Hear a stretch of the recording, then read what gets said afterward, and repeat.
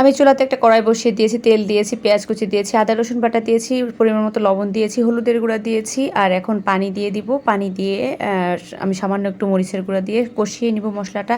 এখানে লবঙ্গ আর হচ্ছে দারুচিনি, তেজপাতা দিয়েছি। এখন সবজি দিয়ে দিলাম, আর সবজিগুলো নেড়ে চেড়ে একটু কষানোর জন্য পানি দিয়ে দিলাম। আমি কিন্তু এখানে ফ্রোজেন সবজিও দিয়েছি, গাজর ছিল আমার ফ্রোজেন করা সেটা।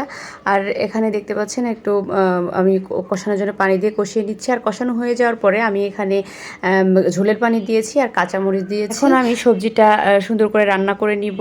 আর আমি কিছুটা চিনি দিয়ে দিচ্ছি স্বাদটা বাড়ানোর জন্য, তো আপনারা না চাইলে না দিবেন। আর এখন আমি পাশের একটা চুলায় আমি কড়াই দিয়েছি, আর কড়াইটা গরম হওয়ার পরে তেল দিয়েছি, কাঁচা জিরা দিয়েছি শুকনা মরিচ দুটো, পাঁচফোড়ন দিয়েছি। এখন পেঁয়াজ কুচি দিয়ে দিচ্ছি। আমার সবজি রান্নাটা হয়ে গিয়েছে। শীতের সময় কিন্তু এভাবে করে সবজি রান্না করলে আরও বেশি স্বাদ বেড়ে যায়, কারণ নতুন নতুন সবজি আসে তখন। আর এভাবে করে আপনারা একবার হলেও বাসায় ট্রাই করে দেখতে পারেন, অসম্ভব মজা হয় খেতে।